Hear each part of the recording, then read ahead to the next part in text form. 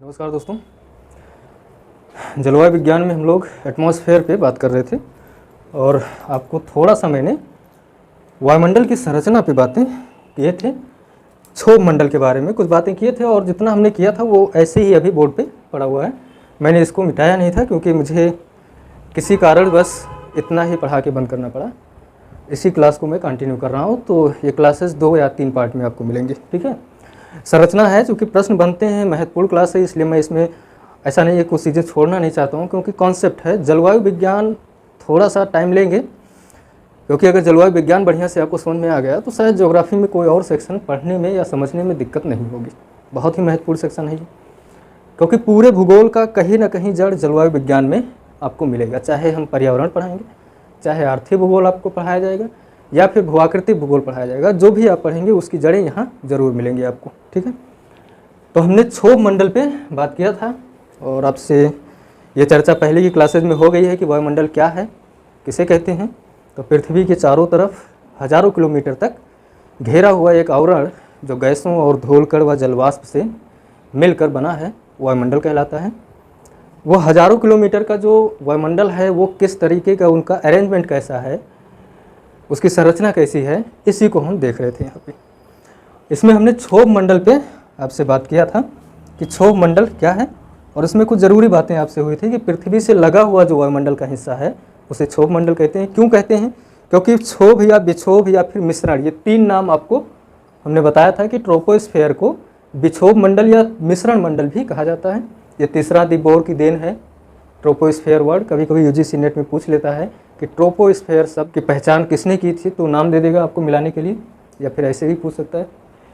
कुछ विशेषताएं मैंने बताई थी कि क्षोभ मंडल में कौन कौन सी विशेषताएं होती हैं। जैसे ऊंचाई के साथ तापमान में कमी आती है। क्यों कमी आती है, उसका कारण क्या है, ये मैंने क्लास में चर्चा किया है आपके साथ। और भी ऐसी विशेषताएं जैसे संवहनीय मंडल क्यों कहा जाता है, ट्रोपोपॉज क्या होता है, यानी मिश्रण की समाप्ति।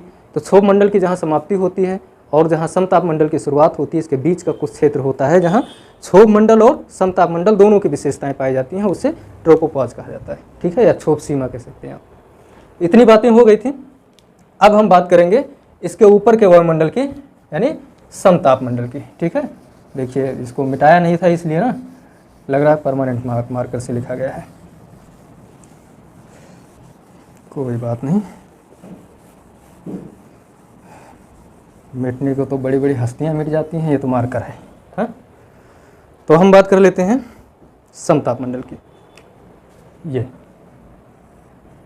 समताप मंडल को स्ट्रेटोस्फेयर कहा जाता है। ठीक है, ये ध्यान रखिएगा। और इसी को स्थिर मंडल भी कहते हैं। क्यों कहते हैं, अभी आप थोड़ी देर में समझ जाएंगे कि इसी को स्थिर मंडल क्यों कहा जाता है। शुरुआत इस मंडल की, समताप मंडल की, वो क्षोभ सीमा से इसकी शुरुआत होती है। कहाँ से? क्षोभ सीमा से, क्योंकि क्षोभ सीमा ये है जो समताप मंडल को क्षोभ मंडल से अलग करती है। इसका भी नामकरण और इसकी खोज, इसका भी नामकरण और खोज उन्होंने ही किया था, तीसरा दी बोर। ये भी नाम याद रखिएगा, ये नाम आप ध्यान में रखिएगा क्योंकि यूजीसी नेट कभी भी आपसे पूछ सकता है। अब ये स्ट्रेटोस्फेयर का क्या अर्थ होता है? स्ट्रेटोस्फेयर का अर्थ होता है अस्तरण मंडल। अस्तरण मंडल, अस्तरण मंडल का मतलब हो गया कि इस मंडल में कई परतें पाई जाती हैं। ये मंडल आप ऐसे देखें थोड़ा सा, ये ठीक है, इस मंडल में कई परतें पाई जाती हैं। देखिए यहाँ पे थोड़ा कर्व बन गया है, उस पर आप ध्यान मत दीजिएगा। ठीक है, आप इसको बराबर ही बनाइएगा कॉपी में। वो पृथ्वी जिस तरीके से मैंने बनाया था ना, उसी हिसाब से ऊपर का बन गया है, या फिर आप कर्व से ही लेकर चलें, आप कंफ्यूजन ना होने पाए आपको। ये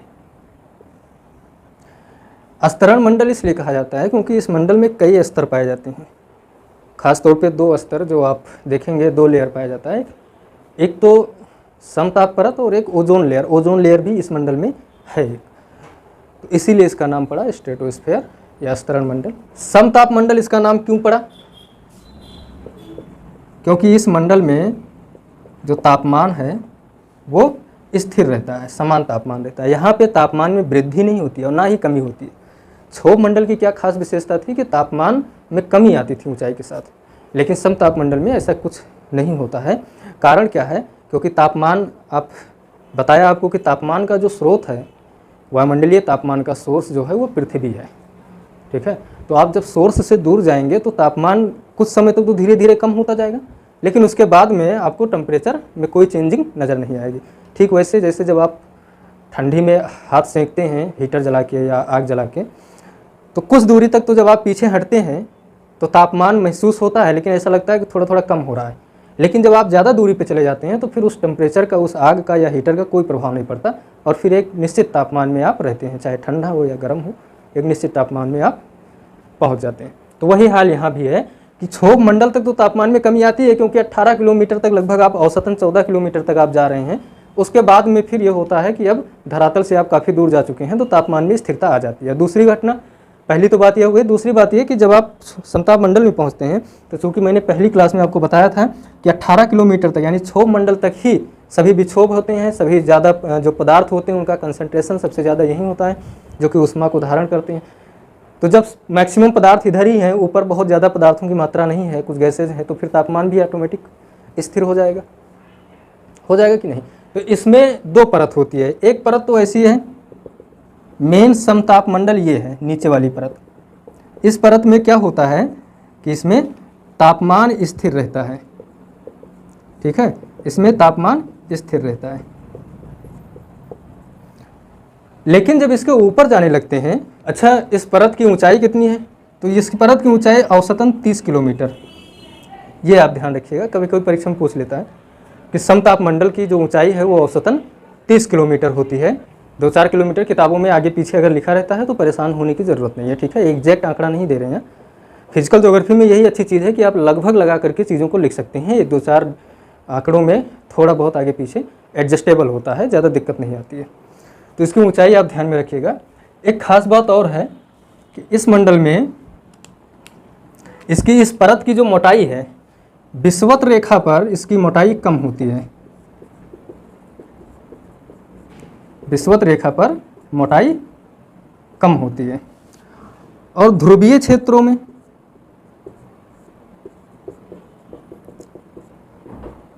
ध्रुवीय क्षेत्रों में इसकी मोटाई अधिक होती है। ऐसा क्यों? मैंने ऐसा क्यों कहा कि ध्रुवीय क्षेत्र में इसकी मोटाई अधिक होती है और विषुवत रेखीय क्षेत्र में इसकी मोटाई कम होती है? वो इसलिए क्योंकि जो क्षोभ मंडल है, क्षोभ मंडल तो विषुवत रेखा पे ज़्यादा हो गया, मोटा हो गए। ये परत यहाँ पे मोटी है, क्षोभ मंडल की परत, लेकिन ध्रुवीय क्षेत्रों में अगर देखा जाए तो क्षोभ मंडल की परत उतनी मोटी नहीं है। 8 किलोमीटर, 8 से 10 किलोमीटर ही इसकी ऊंचाई है।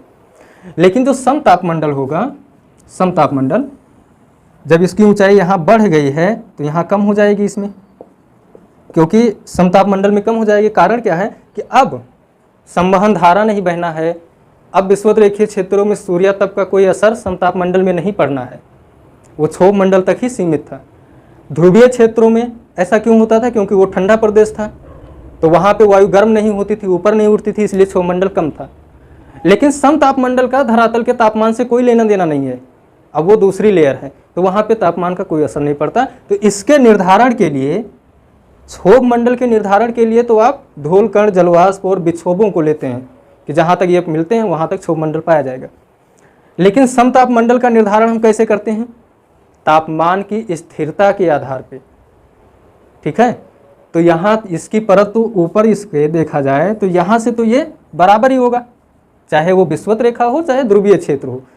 मेन दिक्कत आ जाती है क्षोभ मंडल, अगर ये क्षोभ मंडल यहाँ मोटा हो गया है और यहाँ पतला हो गया है तो निश्चित रूप से ऊपर वाला जो मंडल होगा वो, उसकी स्थिति क्या होगी? यहाँ मोटा हो जाएगा, क्योंकि क्षोभ मंडल सिकुड़ गया तो इधर स्पेस ज़्यादा हो गया, और यहाँ पे क्षोभ मंडल फैला हुआ है तो समताप मंडल कम हो गया।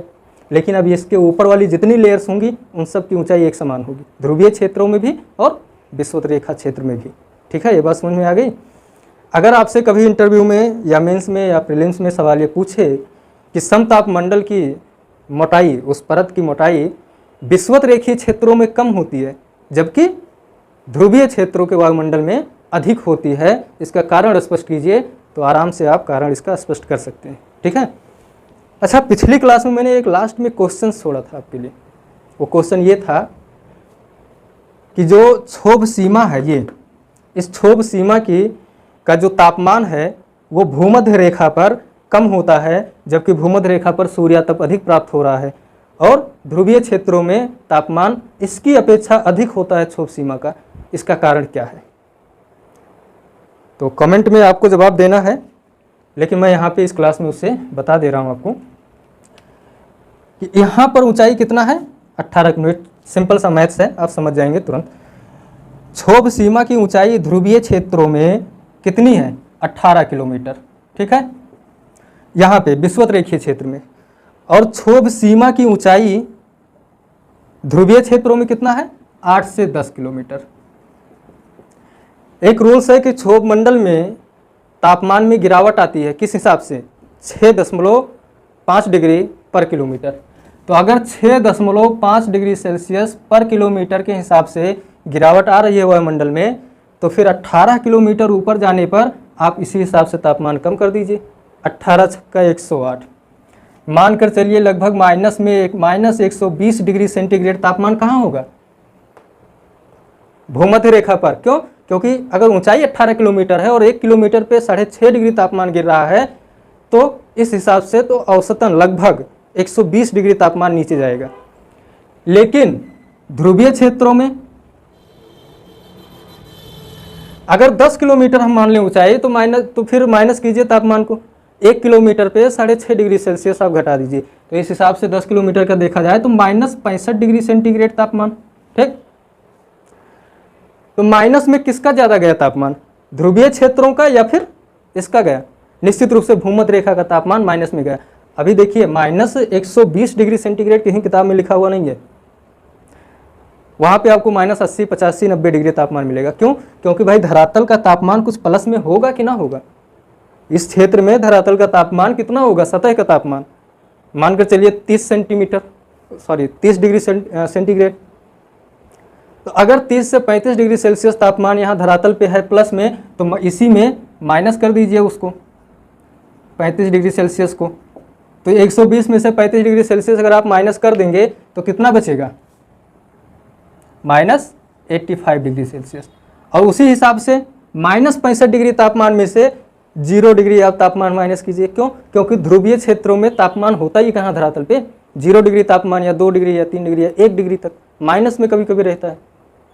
तो यहाँ पे तो कुछ माइनस होगा नहीं, तो ये कुल मिला करके -0 डिग्री सेल्सियस आप करेंगे तब भी कितना होगा? -65 डिग्री सेल्सियस। तो अब बताइए कि ये ध्रुव क्षेत्र का तापमान और ये 0 डिग्री यानी भूमध्य रेखा का,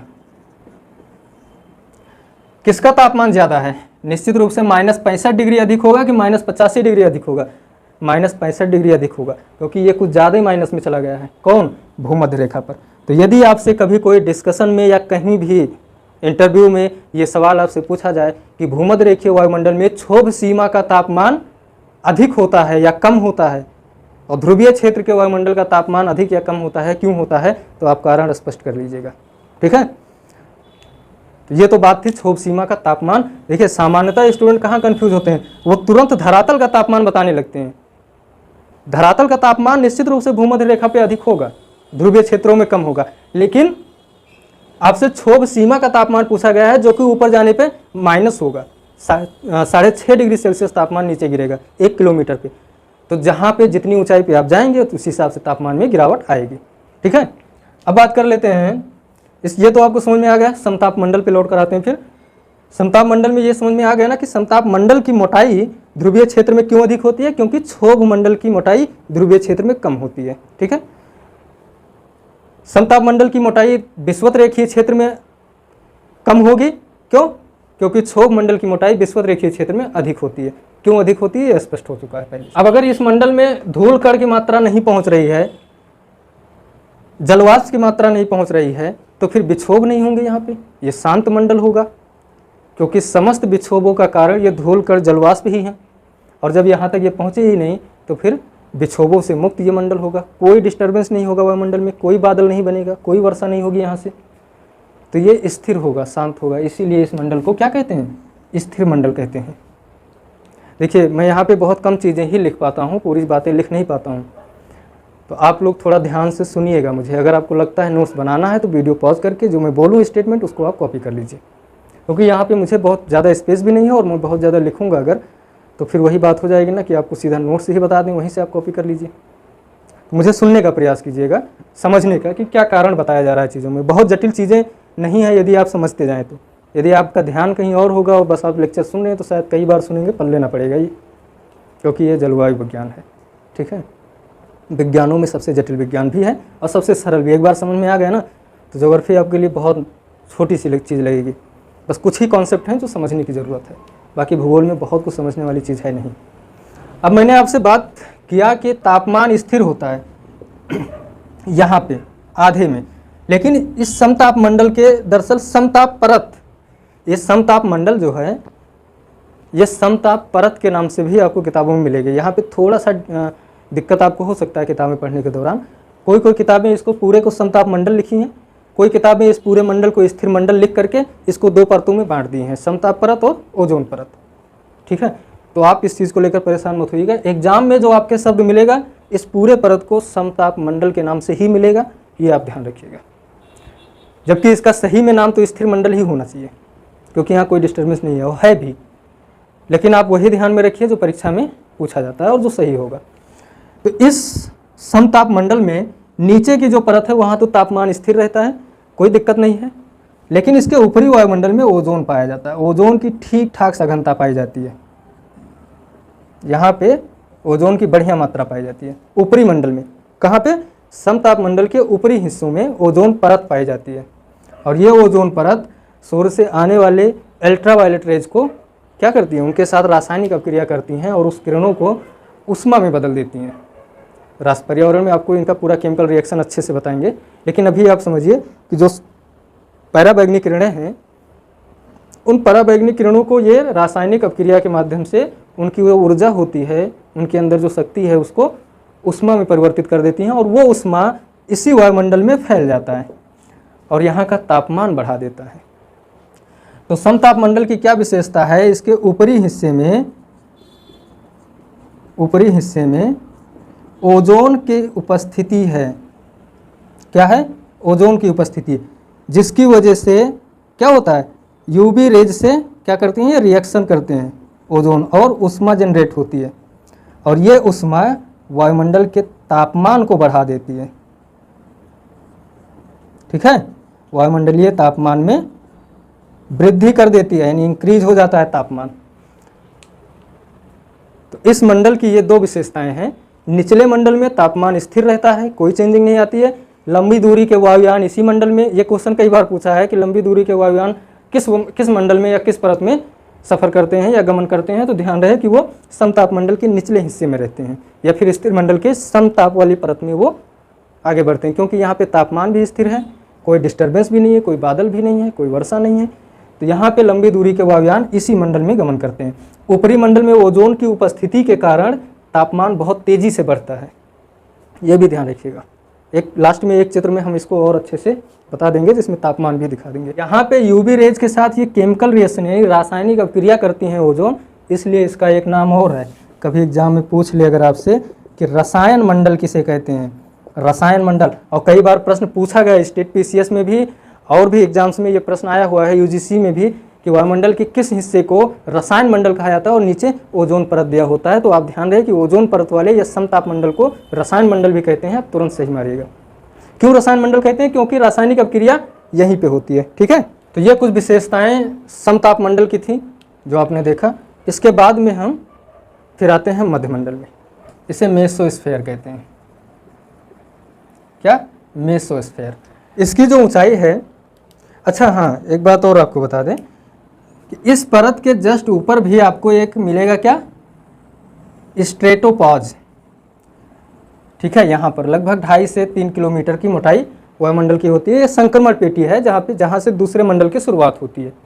जैसे पृथ्वी की आंतरिक संरचना में अक्सर आपसे पूछ लिया जाता है असंबद्धता को लेकर के, डिसकंटिन्यूटी को लेकर के प्रश्न बन जाता है ना, कि जैसे लेहमन असंबद्धता है वो किन दो परतों के बीच में है, या फिर कोनार्ड असंबद्धता है ये किन दो परतों के बीच में। ऐसे यहाँ भी प्रश्न बन जाते हैं कि क्षोभ सीमा किन दो मंडल को अलग करती है, या फिर ये तो क्षोभ सीमा होगा। या फिर पूछ सकता है कि समताप सीमा, समताप सीमा, या इसी का नाम स्थिर सीमा हो जाता है। तो ये किन दो परतों को अलग करती हैं, ये आपसे प्रश्न पूछ लेगा। तो इसके बाद में जो मध्यमंडल है उसकी ऊंचाई जो है वो 30 किलोमीटर से कितना है, ये मध्यमंडल है आपका मेसोस्फीयर वायुमंडल में, इसकी ऊंचाई 30 किलोमीटर से लगभग 80 किलोमीटर तक पाई जाती है। लगभग 80 किलोमीटर तक वायुमंडल में इसकी ऊंचाई होती है। इसे मध्यमंडल इसलिए कहा जाता है क्योंकि इसके ऊपर का जितना मंडल है उसे विषम मंडल और उसके नीचे जितने मंडल हैं उनको सबमंडल के नाम से भी जाना जाता है। तो इसलिए इनको मध्यमंडल नाम दिया गया। इसकी ऊंचाई 30 से 80 किलोमीटर है और ये ऊंचाई दोनों गोलार्धों में, अगर भूमध्य रेखा पर या फिर ध्रुवीय क्षेत्र में लगभग एक समान इनकी मोटाई, ये आप ध्यान रखिएगा। इसकी एक खास विशेषता है कि ये जो ओजोन लेयर है, आप समताप मंडल के ऊपरी परत में जो ओजोन लेयर देखे हैं, इस ओजोन लेयर में कुछ ओजोन इस मंडल में भी कहीं कहीं पाए जाते हैं ओजोन के कण। देखिए कोई भी परत अचानक से डिफरेंट नहीं हो जाएगी, अलग तो नहीं हो सकती है ना। तो कुछ ओजोन की अगर सघनता नीचे ज़्यादा है, लेकिन ऊपर वाले मंडल में भी कुछ ओजोन निचली परत में यानी मध्य मंडल के निचले हिस्से में ओजोन की कुछ मात्रा पाई जाती है। ये भी कभी कभी आपसे प्रश्न पूछ लेता है कि निम्नलिखित में से कितनी परतों में या कितने मंडलों में ओजोन की सांद्रता मिलती है। तो अगर वहाँ पे ऑप्शन में रहे कि मध्य मंडल और समताप मंडल, तो ये दोनों सही होगा। अगर इसमें से अगर आपको चुनना पड़े तो समताप मंडल में संकेंद्रण बहुत ज़्यादा है, उसे आप चुनिएगा, ठीक है। तो अगर यहाँ पे ओजोन है तो एक काम तो श्योर है, एक रिजल्ट आपके सामने पहले से है कि यदि ओजोन है इस मंडल में तो इस मंडल की एक खास विशेषता होगी, वो ये कि पहले तापमान में वृद्धि होती है, तापमान में वृद्धि, फिर अचानक से न्यूनतम तापमान पर पहुंचेगा। न्यूनतम तापमान लगभग -100 डिग्री सेंटीग्रेड। क्यों? पहले तापमान में वृद्धि होती है इस मंडल में, मध्य मंडल में, और फिर तापमान में अचानक से गिरावट क्यों आती है? कारण क्या है? ओजोन भाई। अगर ओजोन है तो यहाँ भी रासायनिक अपक्रिया होगी ना। अगर रासायनिक अपक्रिया होगी, अल्ट्रावायलेट रेज के साथ इनका टक्कर होगा, तो टक्कर के दौरान जो यूवी रेज है या पराबैंगनी किरणें हैं, उनकी ऊष्मा जो है, उनके अंदर जो ऊर्जा है वो लड़ने में रिलीज होगी कि नहीं? और जो रिलीज होगी ऊर्जा ऊष्मा के रूप में वायुमंडल में ही तो रहेगी। तो पहले तापमान में वृद्धि होगी, उसके बाद चूंकि जब ये ओजोन लेयर खत्म होगी, ओजोन के कण, तो फिर कोई बचा ही नहीं जो ऊष्मा जनरेट कर सके वहाँ पे। तो फिर तापमान में गिरावट होगी और लगभग -100 डिग्री तापमान तक सेंटीग्रेड तापमान यहाँ का पहुँचेगा इस मंडल का। देखिए ये जो वर्गीकरण आप देख रहे हैं ये तापमान के ही आधार पर किया गया है, इसीलिए मैं हर मंडल में तापमान की खास विशेषता बता दे रहा हूँ, क्योंकि ये मेन आधार ही है। तो अगर आपसे कभी कोई ऐसे ही राह चलते पूछ ले कि भाई वायुमंडल में जो 5 परतों में आप बांटते हैं उसका आधार क्या है, किस बेसिस पे आप वायुमंडल को 5 लेयर में आप बांटे हैं, तो उसका बेसिस टेम्परेचर है। और इसकी बाह्य सीमा जो है, इसकी जो बाहर की सीमा है जहाँ से ये अलग होगी, इसको क्या बोलते हैं? इसको मध्य सीमा के नाम से जाना जाता है। क्या? मध्य सीमा या मेसोपॉज, मेसोपॉज, ठीक है। अब इसके बाद में बात आती है दूसरे मंडल की, आयन मंडल। इसकी जो ऊंचाई है लगभग में 80 से मानकर चलिए 500 किलोमीटर। ये सबसे मोटी परत है, लेकिन मैप में आपको पतली ही दिखाई दे रही है क्योंकि ऊपर मेरे पास अब स्पेस नहीं है, ठीक है। तो इसको मैं थोड़ा सा और पतला कर दे रहा हूँ, इतनी पतले में ही आप काम चला लीजिएगा। और इसके जस्ट ऊपर चूँकि मुझे अभी बाह्य मंडल भी दिखाना है, जो कि बाह्य मंडल में कुछ खास है नहीं, आप लिख लीजिए अभी ही। इसके ऊपर बाह्य मंडल पाया जाएगा जो कि ओपन होगा, उसके बाद फिर मंडल ही मंडल है, अंतरिक्ष में पहुंच जाएंगे आप निश्चित रूप से, फिर पृथ्वी का वायुमंडल खत्म होगा। और 500 किलोमीटर के आगे बाह्य मंडल होगा पूरा, और इसमें कुछ गैसें होंगी जो जैसे हीलियम जैसी गैसें वहाँ पाई जाएंगी, जो बहुत छिटपुट कहीं कहीं पाई जाएंगी, ठीक है। उनकी कोई खास विशेषता नहीं है। टेम्परेचर बहुत ज़्यादा होगा, तापमान बहुत ज़्यादा होगा, पर गर्मी नहीं होगी। टेम्परेचर इसलिए ज़्यादा होगा यहाँ पे। अभी मैं आयन मंडल पे आ रहा हूँ। बाह्य मंडल में तापमान अधिक होता है, बहुत तापमान होता है, लेकिन अगर आप किसी स्पेस क्रॉप में हैं और हाथ बाहर निकालें तो आपको गर्मी नहीं लगेगी, ना ही आपका हाथ जलेगा, लेकिन टेम्परेचर रिकॉर्ड किया जाएगा तो वहाँ का टेम्परेचर हज़ारों डिग्री सेल्सियस होगा। ऐसा क्यों है? क्योंकि यहाँ पदार्थ नहीं है। गर्मी तो आपको तब लगेगी ना जब आपके पास पदार्थ होगा, क्योंकि ऊष्मा पदार्थ में होती है और ऊष्मा गर्म, ऊष्मा की जो मापक है उसी को टेम्परेचर कहते हैं। तो यहाँ पे कोई पदार्थ नहीं है, इसलिए यहाँ ऊष्मा नहीं है। इसलिए गर्मी नहीं है, ना गर्मपन है ना ठंडापन, लेकिन टेम्परेचर है। ये टेम्परेचर उसी तरीके से है जैसे आप एक जो सिगरेट होती है, सिगरेट की निब जो होती है, जो जलता है, उस निब का अगर टेम्परेचर देखा जाए तो मुझे लगता है लगभग 200 डिग्री सेल्सियस से ज़्यादा ही होगा तापमान उस निब का, जहाँ पे वो आग लगी है सिगरेट में। लेकिन उस सिगरेट को आप ऐसे अगर हाथ पे ऐसे दबा दें तो सिगरेट बुझ जाएगी, पर आपके हाथ में छाले नहीं पड़ेंगे। 200 डिग्री 300 डिग्री तापमान होने के बाद भी आपका हाथ जलता नहीं है, लेकिन टेम्परेचर तो है उतना। अब एक दूसरा एग्जाम्पल देखिए, इतना बड़ा पत्थर है जिसका तापमान मात्र 70 डिग्री सेल्सियस है, ज़्यादा नहीं, 70 से 100 के बीच में ही तापमान है। आप उसको उठा करके ऐसे चिपका लीजिए, फिर देखिए क्या हाल होती है, चमड़ी निकल जाएगी शरीर से। क्यों? उसमें गर्मी है, उसमें उष्मा है। क्यों? क्योंकि वो पदार्थ है, जितना ज़्यादा पदार्थ होगा उतना ज़्यादा उष्मा उसमें होगी। तो टेम्परेचर अधिक होने का मतलब ये नहीं है कि आप जलेंगे। तो यहाँ पे वही सिगरेट वाली हालत है, यहाँ पे कुछ हाइड्रोजन के कण पाए जाते हैं, हाइड्रोजन है, हीलियम्स हैं, क्योंकि जो बहुत हल्की होंगी गैसें वही यहाँ पे होंगी, वो भी बहुत छिटपुट की मात्रा में। तो जो कण हैं उनका तापमान हो गया बहुत ज़्यादा, लेकिन वो कण जब आपके हाथ से टकराएंगे तो आपको गर्मी नहीं, गर्म नहीं लगेगा, ना ही आप जलेंगे। तो इस वायुमंडल में पदार्थ की मात्रा है, इसीलिए आप देख रहे हैं पसीना निकल रहा है, क्योंकि गर्मी लग रही है। टेम्परेचर कितना है ये मायने नहीं रखता है, टेम्परेचर भले ही 38 डिग्री सेंटीग्रेड हो, लेकिन उष्मा की मात्रा है ज़्यादा। ये बात समझ में आ गई कि यहाँ पे वायुयान से हाथ बाहर निकालने पे जलते क्यों नहीं है, जबकि तापमान सैकड़ों हजारों डिग्री सेल्सियस होता है। तो अब हम बात करते हैं आयन मंडल की। किसकी? आयन मंडल की, जिसकी ऊंचाई कितना है, 80 से या 60 से लेकर के 500 किलोमीटर के मध्य में है। ये है आयन मंडल। आयन मंडल इसलिए नाम पड़ा क्योंकि यहाँ पे गैसें जो हैं, जो तत्व हैं, जो भी सब्सटेंस पाए जाते हैं वो आयनित अवस्था में पाए जाते हैं। ठीक है, इसकी एक खास उपयोग है कि जितनी तरंगे होती हैं, जो जैसे रेडियो तरंगे हैं, इन सब के रिफ्लेक्शन में इनका बहुत बड़ा योगदान होता है, इन परतों का। इस परत की खोज और इस परत के बारे में अध्ययन की आवश्यकता तब महसूस हुई जब हमें रेडियो सिग्नल की ज़रूरत पड़ने लगी। और इस मंडल की खास विशेषता है कि तापमान लगातार बढ़ता रहता है। किसमें? आयन मंडल में तापमान लगातार बढ़ता रहता है, और यह तापमान बढ़ते बढ़ते बढ़ता ही जाता है, कम नहीं होता है। अच्छा, यहाँ पे गैसों का आयनन क्यों हो जाता है, क्यों गैसें आयनित अवस्था में पाई जाती हैं? तो उसका कारण क्या है ना कि गैसें, पहली चीज़ तो बहुत ही विरल हैं। यहाँ पे गैसों की सघनता बहुत ज़्यादा नहीं है। अब बहुत विरल हैं तो फिर प्रेशर, यानी जो दबाव है वायुमंडल का, यहाँ पे प्रेशर भी बहुत कम होगा, दबाव भी कम होगा।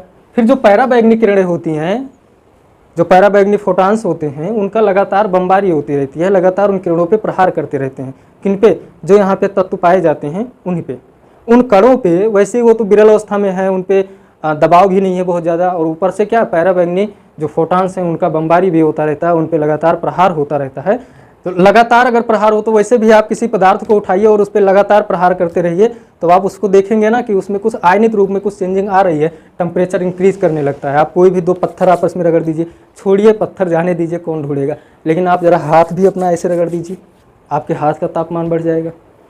तो कहीं ना कहीं जो न्यूट्रॉन, प्रोटॉन, इलेक्ट्रॉन्स हैं, इनके क्रियाविधि में, इनकी एक्टिविटी में चेंजिंग आने लगती है।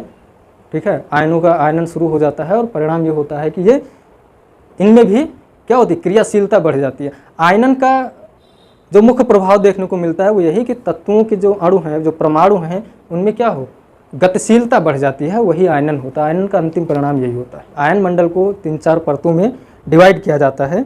ठीक है, उनकी कुछ विशेषताओं के आधार पे, जैसे डी परत होती है सबसे नीचे। डी परत की क्या खास विशेषता होती है? डी परत की खास विशेषता है कि ये जो दीर्घ रेडियो तरंगें होती हैं उनको रिफ्लेक्ट करती हैं, और दिन में ही पाई जाती है ये परत। देखिए, इसमें मैक्सिमम परतें दिन में ही पाई जाएंगी, रात में ये विलीन हो जाएंगी। कारण क्यों विलीन हो जाएंगी? कभी आपसे पूछा जा सकता है कि आयनिक जो आयन मंडल है उसमें जो विभिन्न परतें हैं, डी परत, ई परत, एफ परत, ये सब रात में विलीन क्यों हो जाती हैं? तो ध्यान रखिएगा, क्योंकि ये आयन मंडल है, गैसें आयनीकृत होती हैं और उसकी वजह से परतों में बढ़ जाती हैं, कुछ खास विशेषताओं की वजह से। और भाई पैराबैंगनी किरणों से या फोटॉन्स, इन जो यहाँ पे तत्व हैं, इन पे बमबारी कब करेंगे? जब दिन का समय होगा ना, रात में सूर्य के किरणें ही नहीं आएंगी जब, तो इस आयन मंडल में कौन आयनीकृत करेगा इनको? तो जब दिन में पराबैंगनी किरणें आएंगे, जब सूर्योदय होगा, तभी तो इस मंडल की उत्पत्ति शुरू होगी, आयन मंडल की। तो मैक्सिमम परतें, लगभग सभी परतें रात में विलीन हो जाती हैं। तो डी परत की हम विशेषता अगर देखें तो एक विशेषता होती है कि दीर्घ रेडियो तरंगों का जो परावर्तन है वो करती हैं। केवल दिन में ही दिखाई देती हैं ये परतें, रात में नहीं होती हैं। सूर्यास्त के साथ ही ये समाप्त हो जाती हैं। तो ये ध्यान में रखिएगा कि दीर्घ रेडियो तरंगों का परावर्तन, ये आपसे कभी प्रश्न पूछा जा सकता है डी परत के बारे में। इनकी ऊंचाई को लेकर के कभी प्रश्न बना नहीं है। इसके बाद में फिर E1 परत आती है। E1 परत, इस परत की क्या खास विशेषता है?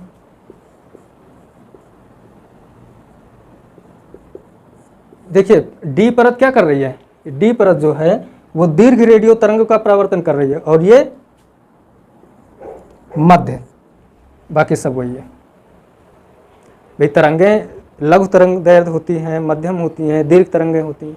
तो उसमें डी परत जो है वो दीर्घ रेडियो तरंगों को तो वापस कर देगी, लेकिन जो E1 परत पाई जाएगी वो मध्य रेडियो तरंगों को या मध्यम रेडियो तरंगों को वापस करेगी, जो मीडियम साइज की होंगी।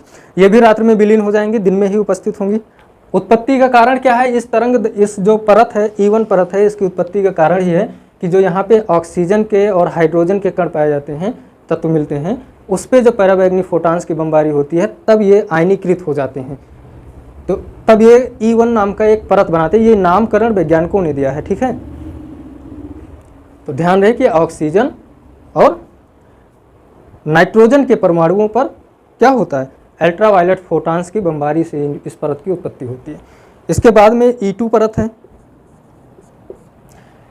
इस परत की उत्पत्ति भी कहीं ना कहीं ऑक्सीजन पे क्या होता है? E2 परत, इस परत की उत्पत्ति भी ऑक्सीजन पे जब अल्ट्रावायलेट्स रेज की जो फोटॉन्स होते हैं अल्ट्रावायलेट से, उनकी बमबारी होती है, तब इस परत की उत्पत्ति होती है। इसके बाद में फिर आता है F1 और F2, F1 और F2 परत।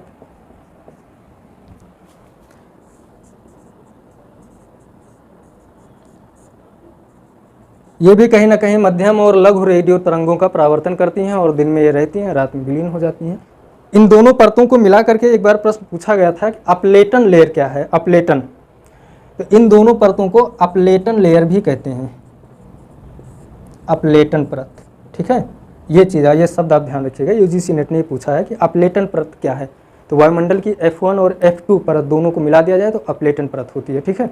ये दोनों परत रेडियो तरंगों को परावर्तन का काम करती हैं, लघु और मध्यम तरंगे, ठीक है।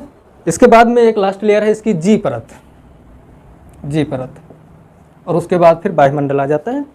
तो जी परत जो होती है, इसकी उत्पत्ति जो होती है वो नाइट्रोजन के परमाणुओं पर जब अल्ट्रावायलेट रेज की क्या हो, अल्ट्रावायलेट फोटॉन्स की बमबारी होती है, किस पे? नाइट्रोजन के परमाणुओं पर, तब इस परत की उत्पत्ति होती है।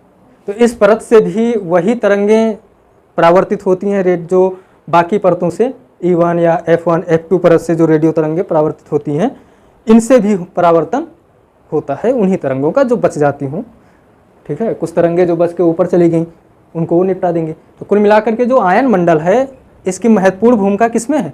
रेडियो तरंगों के परावर्तन में।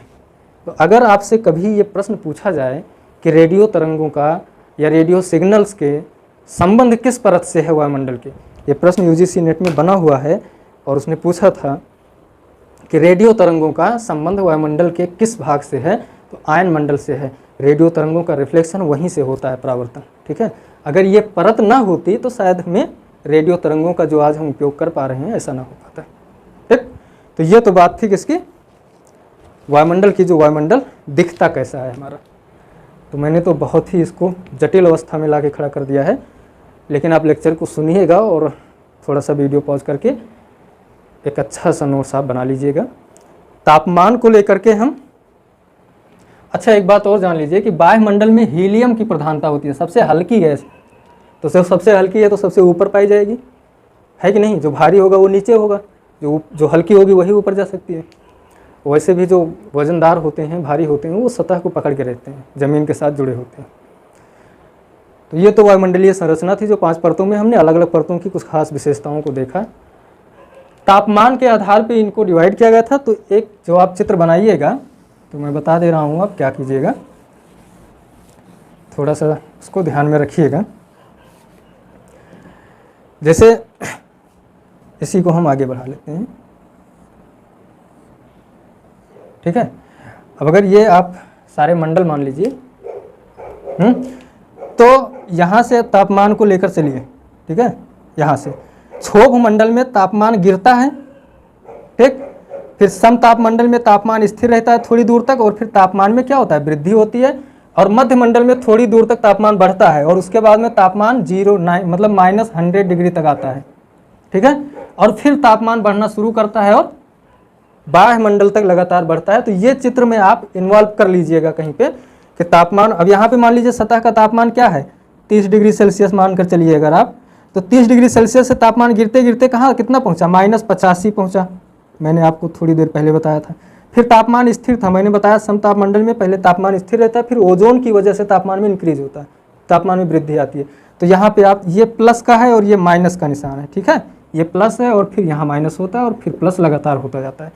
तो इस मंडल में तापमान में वृद्धि होती है, और फिर यहाँ मध्य मंडल में नीचे चूंकि ओजोन पाई जाती है तो तापमान में थोड़ी सी वृद्धि होती है। उसके बाद में क्या होता है, तापमान गिरने लगता है और -100 डिग्री तक आता है। फिर उसके बाद में कहाँ आता है, आयन मंडल में, और आयन मंडल से सीधा तापमान में वृद्धि होते लगती है और लगातार वृद्धि होती जाती है सूर्य तक, ठीक है। तो ये चित्र में आप थोड़ा सा इसको भी ध्यान में रखिएगा, क्योंकि ये बहुत महत्वपूर्ण है। अब इसमें मैं बना नहीं सकता। तो ये वायुमंडल की संरचना थी जो कंप्लीट हो गया है।